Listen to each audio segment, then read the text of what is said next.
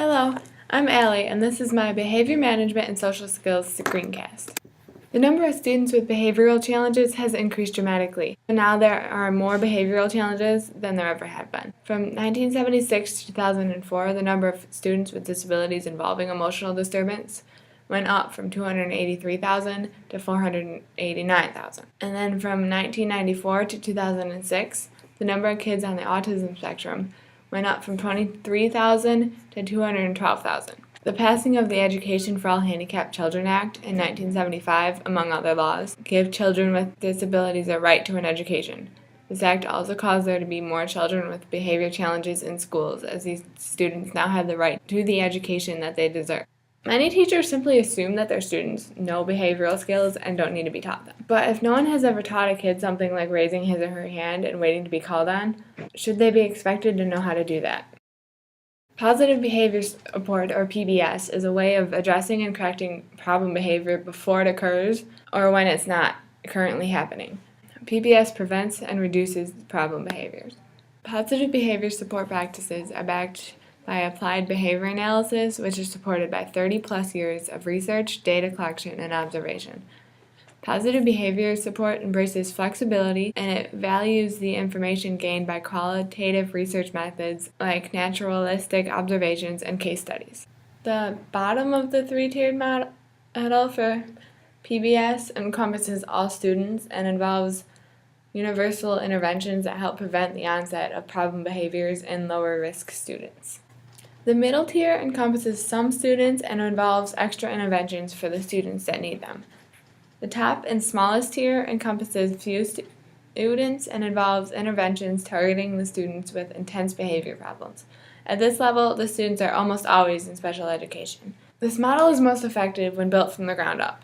The interventions at the top are much more effective when the interventions at the bottom have been firmly put in place. The purpose of a functional behavior assessment is to understand why a behavior is happening. Knowing why a student is exhibiting problem behavior helps to determine the most effective interventions. FBAs are for students with severe behavior problems.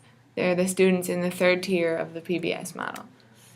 3 factors that affect the presence of a problem behavior are setting events, which are events that exaggerate the likelihood that the problem behaviors will occur or make them worse; maintaining consequences, which is what happens after the behavior occurs that may reinforce it. It's what the student gets out of the behavior; and triggering antecedents. The student is already experiencing negative emotions like anger, disappointment, and anxiety, and not having a great day. Then something happens to make everything fall apart. The process of writing a functional behavior assessment. The first step is to describe the problem behaviors in specific and observable terms. Then describe the triggers. What usually happens before the behavior? Where does the behavior usually occur? With whom does the behavior occur? Are there any related medical, health, or medication issues, and what are the setting events? The third step is to describe the consequences. What happens immediately after the behavior? What kind of reactions does the student receive? What does the student get out of the behavior? And what function does the behavior seem to serve? Then determine if there are any. Be sure to get the student's input. Has he or she expressed any concerns or difficulties that might relate to the behavior? Step 6 is to list student strengths, possible motives for the behavior, and possible replacement behaviors. Step 7 is the hypothesis. And here you would just fill in the blanks. So the trigger, the stimulus condition, the target behavior, and the reason or function for the behavior. Some common functions of problem behavior include seeking attention or reaction from adults or peers, trying to get something tangible, a desire for power or control, fulfillment of a sensory need, trying to communicate feelings, wants, or needs, a result of a lack of understanding, or to escape or avoid doing something. The goal of an FBA is to discover and consider the function of the behavior. Figuring out why a behavior is happening will lead to much more effective responses.